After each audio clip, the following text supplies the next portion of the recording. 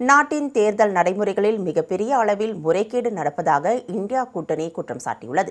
இது தொடர்பாக உச்சநீதிமன்ற தலைமை நீதிபதி சூரியகாந்துக்கு இந்தியா கூட்டணி எழுதியுள்ள கடிதத்தில், தலைமை தேர்தல் ஆணையர் ஞானேஷ்குமார் தலைமையிலான தேர்தல் ஆணையம் ஆளுங்கட்சியான பாஜகவுக்கு வெளிப்படையாக ஆதரவாக செயல்படுவதாக குற்றம் சாட்டியுள்ளது.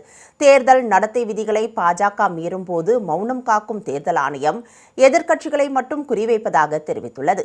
தேர்தல் ஆணையத்தின் வாக்காளர் பட்டியல் சிறப்பு தீவிர திருத்தப் பணி தேவையற்றது என குறிப்பிட்டுள்ள இந்தியா கூட்டணி, ஆவணங்களை சரிபார்ப்பது என்ற பெயரில் வாக்காளர்களின் குடியுரிமையை கேள்விக்குறியாக்கி 25 லட்சம் பேரை வாக்காளர் பட்டியலில் இருந்து தேர்தல் ஆணையம் நீக்கியுள்ளதாக தெரிவித்துள்ளது. மேலும் மின்னணு வாக்குப்பதிவு இயந்திரங்களின் செயல்பாடு மீது துளிக்கூட நம்பிக்கை இல்லை என கூறியுள்ள இந்தியா கூட்டணி, ஜனநாயகம் ஆபத்தில் இருக்கும்போது மக்கள் நீதியை தேடி நீதிமன்றங்களை நாடுவதாக தெரிவித்துள்ளது. ஆனால் அங்கும் தீர்வு கிடைக்கவில்லை என்றால் மக்கள் யாரிடம் செல்வது என கேள்வி எழுப்பியுள்ளது.